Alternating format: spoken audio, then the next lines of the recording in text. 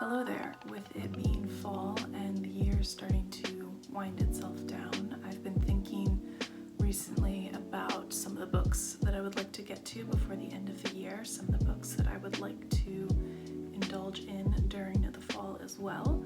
And I thought that I would make a video talking about some of the books that I have been drawn to the idea of recently, some that I think will fit my current reading mood as well as the current autumnal atmosphere. Earlier this year, I was really focused on reading a lot of fantasy, a lot of books that involved escapism, some lighter, fluffy reads. I got into reading some romance, and I've found that in the last couple of weeks, that reading taste has shifted a little bit. Reading in and of itself is an escapist activity, but I would say I'm feeling less drawn to books that are purely escapism. The books that I'm about to mention, I think, will hopefully give my brain a little bit more to chew on than some of the books that I've read previously this year.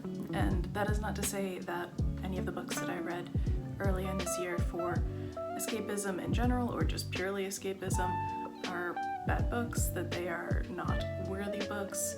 They were what I really needed in that time in my life, and I'm very grateful to have the experience of having read them. That being said, I'm now craving things that I believe will stretch my brain a little bit, will give me some things to chew on, to think about, maybe write about, and also reflect the shift in the seasons and this shift towards feeling a sense of coziness and reclusiveness. The first book on my list, I think, feels very autumnal, very spooky vibes to me, and that is The 7 Gothic Tales by Isaac Dinesen. Personally, I had never heard of this author before I picked this up in a used bookstore, but I was drawn to the title, shall we say. This book was originally published in 1934, and the description says that it combines the modern short story with the haunting mystery of the 19th century Gothic tale, which sounds right up my alley. I'm a big fan of 19th century Gothic literature. Other than that, I'm not very familiar with this author's work, and I'm somewhat going in blind, which I think will be an interesting experience. The next two books on this list are nonfiction books with similar topics. I would like to make it a priority towards the end of this year and also next year to start reading more of the nonfiction that I have collected. Half of the overflowing bookcases that you see behind me are nonfiction, and unfortunately a good portion of them are unread. Again, the idea of reading and escapism, I find myself often just automatically going for fiction when in reality there are so many nonfiction books that I'm also very excited about to read. One of them being We Are What We Eat, a Slow Food Manifesto by Alice Waters. This book is written by a chef and a long-term food activist. The description of this book talks about how modern-day food systems are so intrinsically linked with current economic disparity as well as large-scale environmental impact from the industrial farming industry. Just from the blurb of this book, it sounds like Alice Waters is talking about prioritizing the power of doing your cooking at home and the power of being thoughtful and mindful about the food that you purchase as well as the food that you make, cooking things that are seasonal with locally grown ingredients, and how that is a very powerful act in and of itself. This is a topic that I'm personally very interested in, and the fact that this book is quite slim and sounds like it'll be easy to get into, I'm looking forward to reading this. Next on the list is Animal Vegetable Miracle, A Year of Food Life by Barbara Kingsolver. I originally saw this in a used bookstore and recognized the name Barbara Kingsolver, but didn't realize that she had written this bit of creative nonfiction. I've definitely been meaning to read a number of her fiction books for quite a while, but I saw this and I was very much intrigued. Part memoir, part journalistic investigation. This details the experience of Barbara Kingsolver and her family abandoning the industrial farming pipeline in favor of living a rural life where they only purchase food that has been grown locally, or they have grown themselves, or they otherwise learn to do without. And I find that idea fascinating and something that is somewhat close to my heart. Personally, I would love to get to a place where I grow the majority or the entirety of my food supply. That is currently a pipeline dream, but for now I will do what I can and also read read about experiences like that with books like this. Flipping through this book, it also looks like there are a number of recipes that Barbara and her family discovered and enjoyed making with the things that they grew. There's something very touching to me about having recipes within a book like this, and I will definitely, if any of them spark my interest, I will be trying out the recipes along with reading this book. The next few books feel like a bit of a mood spillover from one of the books that I read and really enjoyed last month, which was Blackfish City. I was really drawn to the speculative future of that book, as well as the post-apocalyptic world, I would say. So the next two books that I picked out are in that realm, and I think will continue to feed that interest that I have stumbled across. First of those books is The High House by Jessie Greengrass. Based on the description of this book, you have a number of people coming together to this somewhat remote house where they come and live together and attempt to make a life together in the aftermath of ecological disaster in their area. I believe this takes place in the UK, and the disaster that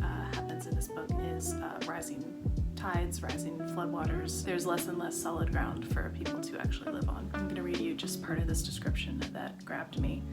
A Syrian novel that takes on parenthood, sacrifice, love, and survival under the threat of extinction.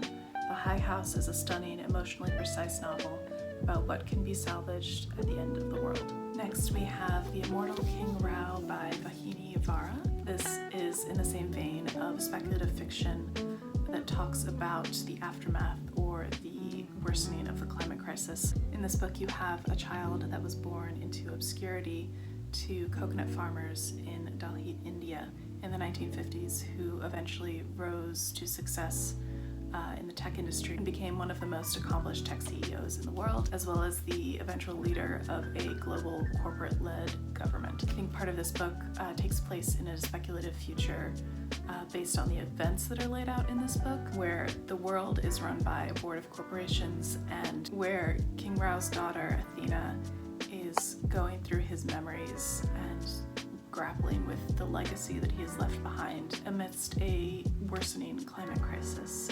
And this just sounds very interesting to me. This book, as well as The High House I heard about from Lena. I will link her channel below. She is wonderful. Next on the list is Fencing with the King by Diana Abu Jaber. This is the story of Imani, who is fascinated by what she believes to be a family secret that is concealed within a poem written by her grandmother who fled the country of Jordan during the First World War. She and her family now live in the States, and an opportunity to investigate this family drama, family mystery, comes about when her uncle, who is an advisor to the King of Jordan, requests that her father come and celebrate the king's 60th birthday with them and fence with him like they did when they were both boys. This apparently draws on King Lear as well as Arthurian legend, and I am very intrigued by the premise of this book and will be interested to see how it plays out. The next book is one that I have owned for years, have been wanting to read for years, and now hopefully will be getting the chance, and that is The 13th Tale by Diane Stutterfield. I heard someone mention recently that this book very much has gothic and mysterious vibes,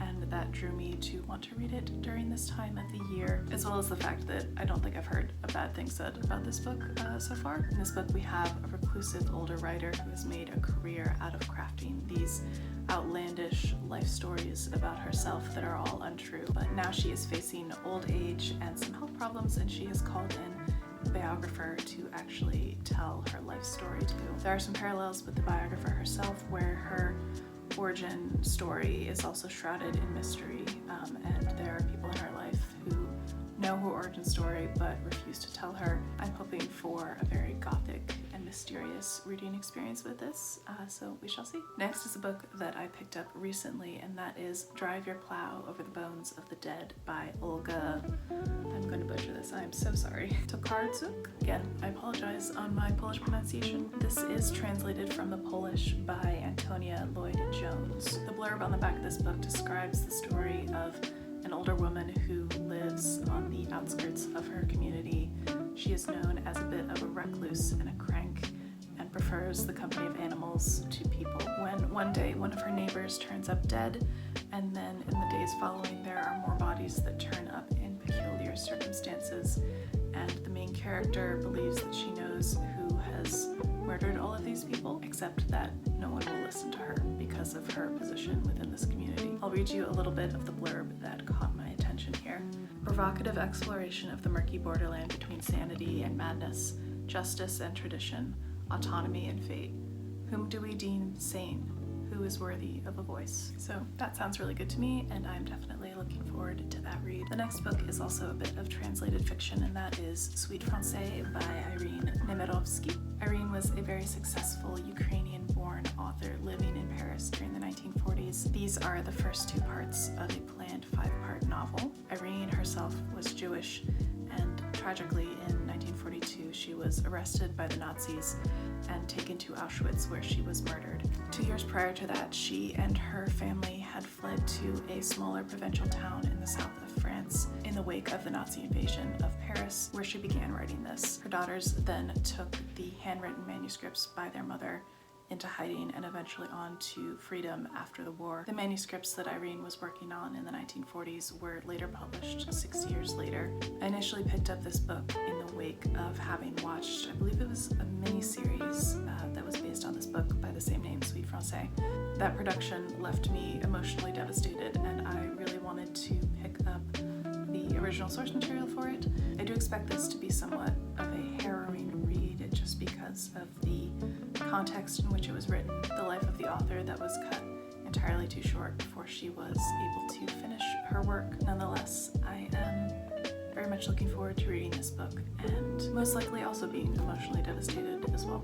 The last book on this to-be-read pile is The Magician by Colm Tobin. I apologize if I'm mispronouncing that. I believe he is an Irish author. I thought that I would be in the mood for a bit of historical fiction, and this is a novel dealing with the life of the novelist Thomas Mann during the 20th century. Thomas Mann was a very prolific and well-known author for his time.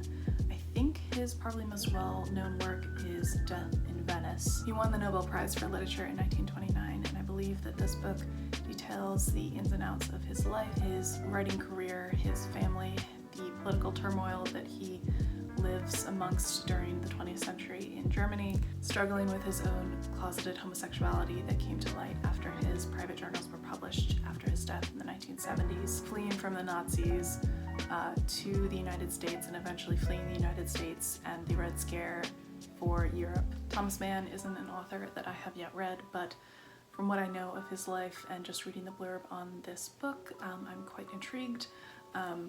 I'm also not gonna lie, the cover really sold me on this book. I mean, it is absolutely stunning. So those are some of the books that I am planning and hoping to get to in the next couple of months. This list doesn't include books that I'm planning to read for Indigathon, which is happening in November, which is a month-long readathon that features Native and Indigenous authors. I will be making a separate video for that TBR and hopefully a reading vlog. But I hope you are all doing well, and if you have made it this far in the video and you enjoyed it, please give it a thumbs up. That helps. If you are intrigued by the sound of any of these books and you enjoy reading and talking about books, feel free to subscribe and we can talk about books that we like. That is all from me, folks. I hope you have a great rest of your day, and I will see you next time.